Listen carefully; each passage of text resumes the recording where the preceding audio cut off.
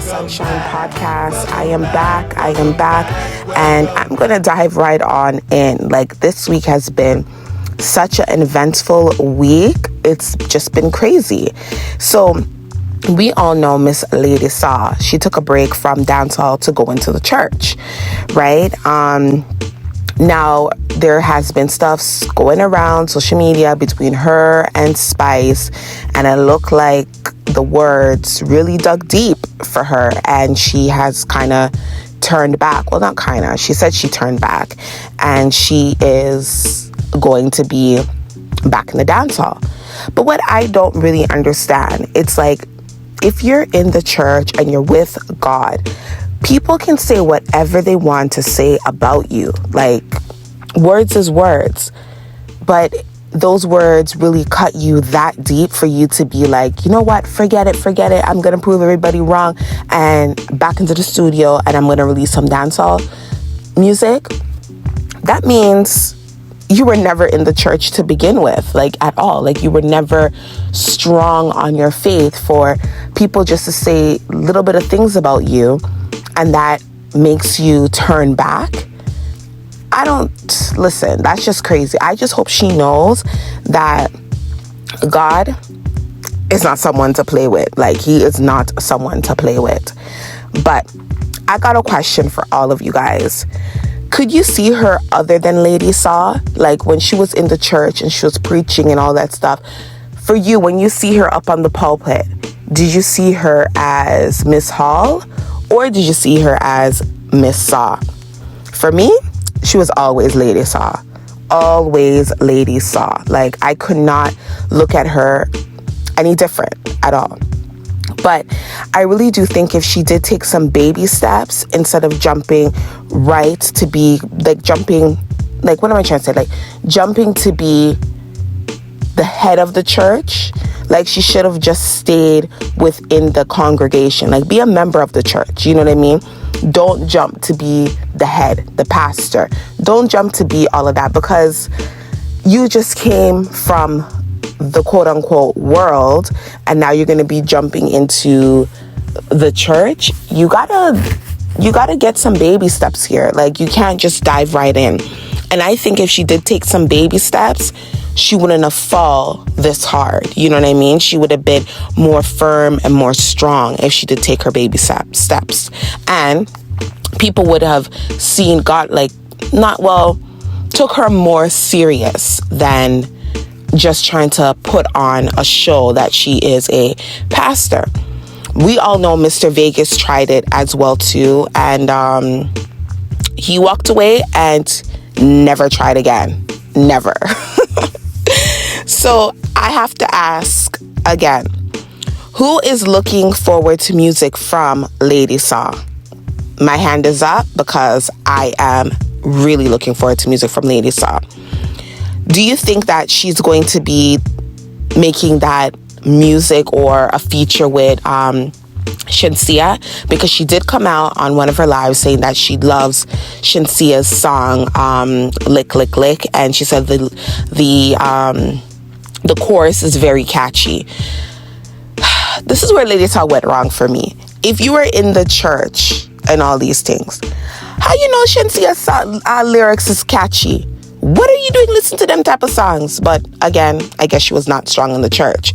So do you think she's going to collaborate? I can't even speak. Do you think she is going to come out with a song with Shenseea? Or do you think she's just going to go straight to the studio and done Spice? Like, lay out some few lyrics and done Spice. What do you guys think? This one is just crazy for me. I can't wait for it to kind of unfold. So this part, I want everyone to kind of dim the lights, set the mood, just in time for Valentine's Day. I don't know if the guys want to forward, or you want to just continue to listen. I'm just putting a disclaimer, guys, so don't yell at me.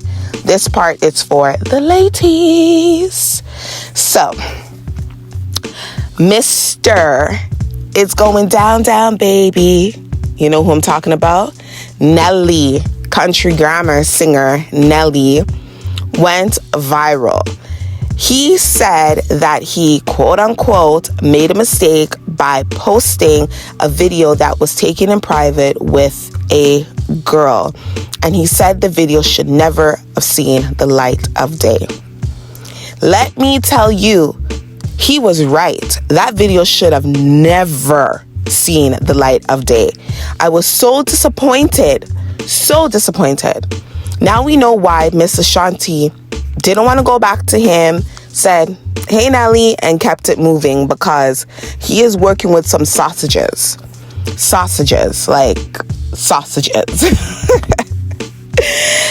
And I always thought, like, could he have lied and said that it wasn't him in the video, it was somebody else?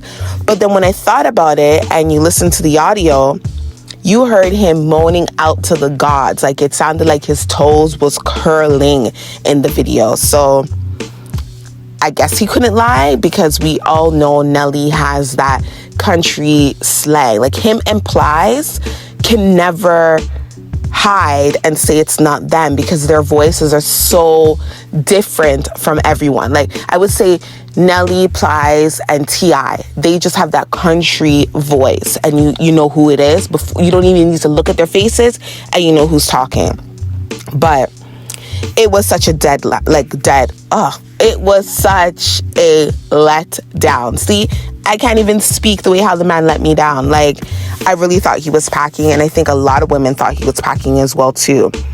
I don't think he can ever come back from this, because every time I see Nelly, I'm like, ooh, you need to be changing those lyrics, because yeah, you ain't working with anything. And just like when we thought like it was over, we kind of got a break from like another celebrity leaked tape. Oh my God, I can't even speak. These topics have me like in tongue twisters. Oh my gosh. So as I was saying, or trying to say, is that another celebrity has came out and said that they had a tape that was leaked. Let's take a deep breath. So you know Little Fizz from B2K, he had a video that was recorded from his OnlyFans page. And let me tell you, ladies, he is a part of the Little Club committee. Oh my God, I can't speak, guys. He is a part of the Little Club committee. That is what he is a part of. Like, it has a little hook, like a little small hook. It's hella hairy, and it looks like a mushroom head. Listen. I do not know why all of these other women were fighting over him, because he has nothing working with him. The only thing that I can think of is that his head game has to be on point. Like, has to be on point, because he has to be working with something. Question for you ladies.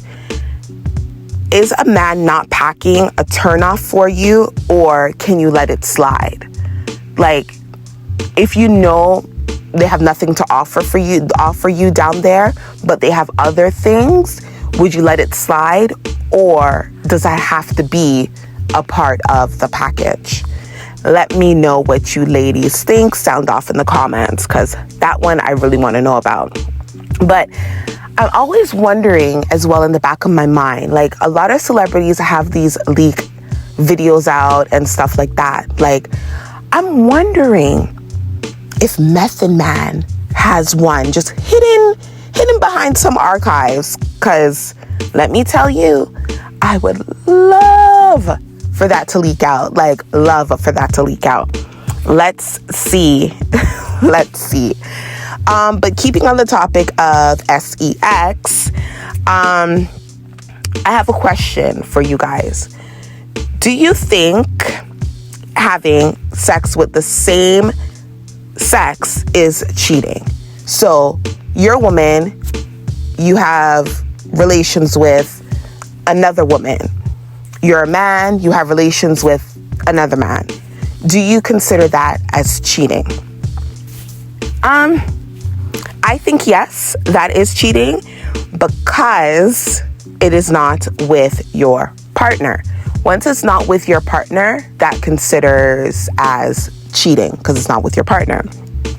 I was reading an article, and there was a couple that loves to mix it up once in a while. They would let loose like once a year. He does his thing, she does his thing, and it says that it makes the relationship stronger. But I always wonder what would happen when that person starts catching feelings. What do you do in that point? Do you bring in a sister wife or a brother husband kind of thing? Like, what do you do when that person starts catching feelings? I just find the whole thing hella messy. I would never. Like, could you imagine? Really and truly, like, if you and your other half or your partner has an agreement saying that, okay, babe, once a year around Valentine's Day, we'll spice it up and you do your thing, you do this thing. Is there a disclosure that the person that your partner is going to be with signs that says that there is no, you're not supposed to catch feelings, there's nothing, this is what it is, blah, blah, blah, blah, blah.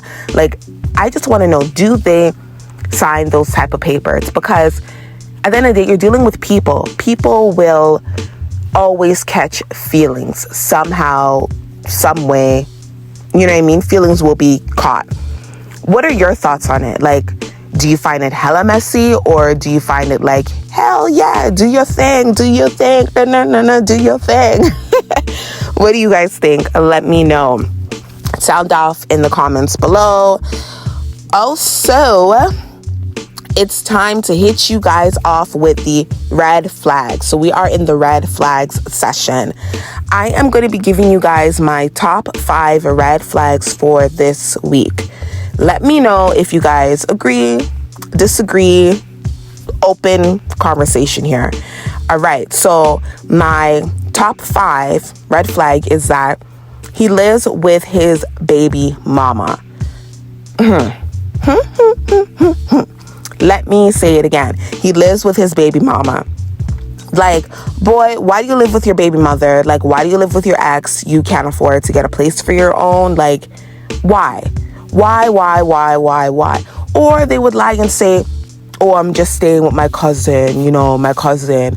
But then when, like, during the day, you can't speak to them. You can only speak to them at midnight when everybody is sleeping. You ain't living with no cousin. You're living with your woman. Ladies, run for the hills, okay? Number 4, never picks up the bill after a date.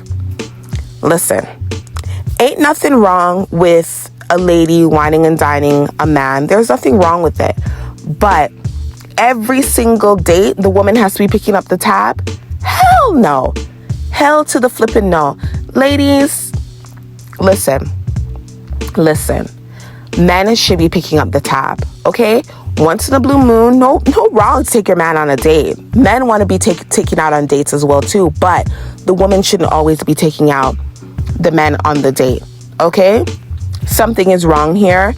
I would, this is like a half red flag for me. Half red flag.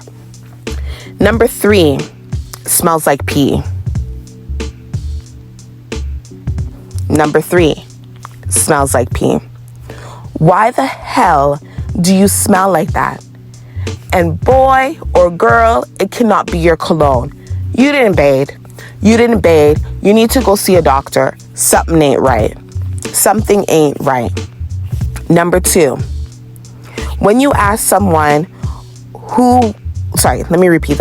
when you ask someone who you have been seeing what we are, and they say, let's go with the flow. I always wonder what that means. Like, are we together? Are we not together? Like, what do you mean, like, let's go with the flow?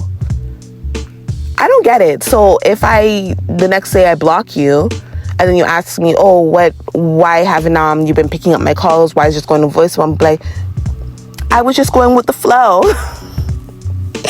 Like, someone please explain that one to me. I don't know what that means. I've never known what that means. The number 1 for me is that you never met their friends. Why are you hiding me? Why are you hiding me? There's something here that you're not saying. That one is my number 1 red flag. Let me know if you guys agree with them. I will read them again. Number 5, he lives with his baby mother. Number 4, never picks up the bill. Number 3, smells like pee. Oh, that rhymes. Number 3, smells like pee. Number 2, when you are with someone and you ask them, what are we? And they say, let's go with the flow. Number 1, never met their friends. That's just crazy. So I want to know if you guys have seen this show that's on TLC. I tried to watch like a couple of minutes of it and I was like, oh, hell no. Like, hell to the no. It's a show that's called Adults Adopting Adults. I feel that it's a spin-off from 90 Day Fiancé, but it's with people that have never had children but are looking to adopt grown children. It's like they just skip the baby, the teens, and just went straight to adults. Like, I'm just wondering what happened. Like, you don't want to be adopting kids, teens? I guess they just want to skip it. What seems very crazy to me is that these adults adopting adults look like they're looking for swinger relationships. Like, there was one guy that was like flirting with his so-called adopted adult daughter, and the wife was like, oh, I knew this was gonna happen. You've always cheated on me on the past. I knew this was gonna happen. Okay, my girl, if you knew this was gonna happen, why the hell would you agree to something like that then? Why would you put yourself in that situation if you knew that was gonna happen? Stupid. But let me know, have you guys watched the show before? Are you going to watch the show before? Or just do you think this is just foolishness and this should have never been on TV? Let me know. So, I'm gonna be bringing it down to Toronto. And I'm gonna dub this one, I can't even get it out, Mess in Toronto. So this one is titled Mess in Toronto. It's just crazy. I don't know if you guys all been following what's happening on social media in the radio business, like radio and broadcasting business. Now that I have basically decided to dial the station back, it's flipping gone. Like, gone. So on Wednesday, Peter Cash and Blake from Flow 93.5 were handed their walking papers. They said that they felt like something was kind of off. They knew something was gonna come, but they didn't know what it was. Like, I guess they felt the shakeup, but they didn't know what it was. And what was just crazy to me is that Peter has been at this radio station, Flow 93.5, for 12 flipped years. That is crazy. And Blake has been there for 5. They said that everyone that worked there got their walking papers. Like, they all got handed their papers. Thank you for your services. Deuce out. They don't know what the next steps will be for them, Peter and Blake. They want to continue to work together because I guess they're like another like Mark and Jem, you know what I mean? They both feed off of each other. They're good with each other, you know what I mean? They're best friends, so they want to continue to work with each other. They don't know if it's going to be on radio, TV, who knows, but I'm really looking forward to seeing them or hearing from them again, because honestly, they were the reasons why I really went back and listened to Flow 93.5. Like, they gave me some good entertainment driving to work, good laughs. I really hope I see them again or hear them on the radio station again. But I think that this has been one of the biggest shakeups that this station has had before. We've all known, like, few years ago, Flow 93.5 had a huge shakeup, as I did state before, when Mark and Jem and their whole crew got the kind of same treatment as well too. And then a couple of years down the line, G 98.7 was formed, and then they had their home. Now, within all of the smoke and with all of the fire, all the smoke has kind of settled. And that same day on Wednesday, G came out and they announced that they're going to be Flow 98.7. So basically, G 98.7, from what I'm gathering, Remember, I'm just gathering information, so don't come for me if I'm releasing some things. So, you know what I mean? I'm just gathering the information for what I can see, and what I'm reading is that G bought Flow, and then they're going to merge together to put, I guess, to have one station, because technically they were kind of in competition. You know what I mean? Because me personally, I had G on one dial and I had Flow on one dial. If G wasn't going on with nothing, I was going to Flow, and vice versa. So I guess they're saying, you know what? Let's eliminate the competition and let's merge you guys together, and nobody has nowhere to go switch back and forth. It's just really sad that Mr. G worked so flippin' hard to bring us this Black urban station, and all of his hard work was for what? What really was it for? You know what I mean? It just felt like everything crumbled throughout the years when he basically was no longer the front face of the station. And then when he sadly passed, it was just like the station was just crumbling. Everyone was trying to hold it together, but it was crumbling. I really wonder what the OGs in the broadcasting think about it. Like, what do you guys think about this blow up? Yes, we all know this is nothing new. This always happens all the time in business. In every single business, there's always shakeup. It doesn't matter if it's broadcasting. It doesn't matter if it's McDonald's, Starbucks. It doesn't really matter. Every big company always has a flippin' shakeup. I just always wonder, what are their thoughts? But I have a question for you guys, as I always have questions. Is if someone was to bring back an urban station, and when I mean urban, I mean something that gives us Black listeners something to listen to and something to relate to, would you guys tune in? Or do you think the era of radio is dead? For me, if someone was to give us back a Black station, an urban station, I would kind of feel it out. I would see. But again, we don't know what Flow 98.7 is going to be giving us. Again, it's going to be debuting on Monday, on Valentine's Day. So we're going to see what this debut is. Honestly, I don't know if I'm going to really be listening to Flow 98.7. I don't know, like when Mark and Jem left and they tried to revamp it and stuff, I couldn't listen to that morning show. I couldn't. It didn't feel like it was organic. It didn't feel like, it just felt like it was all scripted. That's how it felt for me. I just couldn't listen at all. And then, so back to my question. Sorry, I was like rambling. So if someone was to bring us a Black urban station, would I listen? Maybe. Reason why I say maybe is because everything I want to listen to now is on my phone, on Spotify. If I feel like I want to listen to somebody talk, I go to a podcast. If I want to listen to music, I go to my playlist. So it's like basically ties into my second question. Do you think the era of radio is dead? Yeah. It kind of is. It's hanging in limbo right now because everything is in our hands, in our palm of our hands. You know what I mean? It's like you don't really need radio anymore. You get to listen. You get to choose what you want to listen to. Spotify has set up everything so easy where it kind of knows you, right? Like, for example, if I listen to Breakfast Club, all of a sudden I see Drink Champs. I would see Lip Service. You know what I mean?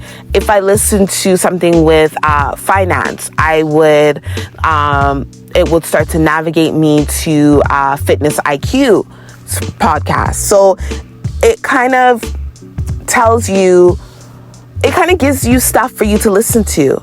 And I just shouted someone out there, but I didn't say who they were. When I said Fitness IQ, it's my girl, Camille Smith. She has a podcast. I do listen to it. She gives you the tea on basically how to flip and spend your money and where to invest in your money, which we flipping need. We need. I just wish that they taught us this in school. But yeah, again, sorry, I'm rambling. Yes, I think radio era is dead. But let me know if you guys agree with me or nah, you would listen to the radio. Let me know. So, I got exciting news in the American world. like American music world. See what I did? I went from Toronto music or Toronto world. Now we're gonna be taking it to the American music world. Mr. Snoop Dogg is now the owner of Death Row. I'm not sure if you guys have all heard about it.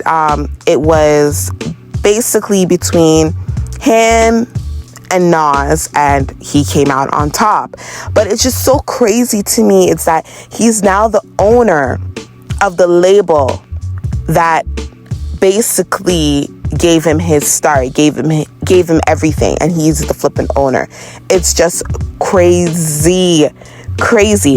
So Snoop bought the label from Blackstone Controlled Music Company, which is MNRK Music Group. And it's just mind-blowing to me that he's the owner. And it just came right in time for Super Bowl. So Super Bowl Sunday. So he's going to be basically singing music on a label that he flipping owns. So crazy. But I'm wondering if he is going to be releasing any music under his label. But I guess I kind of answered my own question because he is. It is reported that Snoop Dogg will be releasing a new album. It's going to be called BODR under the label in February. I wonder what BODR stands for. Like, I wonder what that stands for. And I also wonder, who is he going to be signing to this label? Who would he get on this label? Like, what kind of flavor was he want to get on the label? It's just so exciting to see this unfold. And speaking of ownership, did y'all know that Oprah Winfrey doesn't own her network anymore? OWN network anymore? She basically sold her network for $36 million to Discovery at the start of the year. According to Bloomberg, the deal increased Discovery's stake in OWN to 95%, but Winfrey will still hold on to her CEO and Chief Creative Officer positions. Like, I just find it so mind-boggling to me is that you work so hard to build this network and build everything for yourself, and then when they come with the right money, you're just quick to kind of sell it. Yeah, okay, whatever, you're still on the board, but it's not yours anymore. Like, why? You know what I mean? It's like, is everything just adding up just only about money, not giving the community something? And it's like, I'm just hoping that Tyler Perry doesn't do that. Like, I'm just hoping that he doesn't do that. But we'll see. We will see, because maybe if somebody comes to Tyler Perry with the right money, he'll be like, yeah, deuces. You guys can have it. You guys can have everything. You know what I mean? Like, I just hope. I just flipping hope. So this has come to the conclusion of the podcast. Thank you guys for all rocking with me. And yeah, I'm just hoping that I would be here to, give you guys some more content. Well, thank you guys for rocking with me. Peace out, peoples.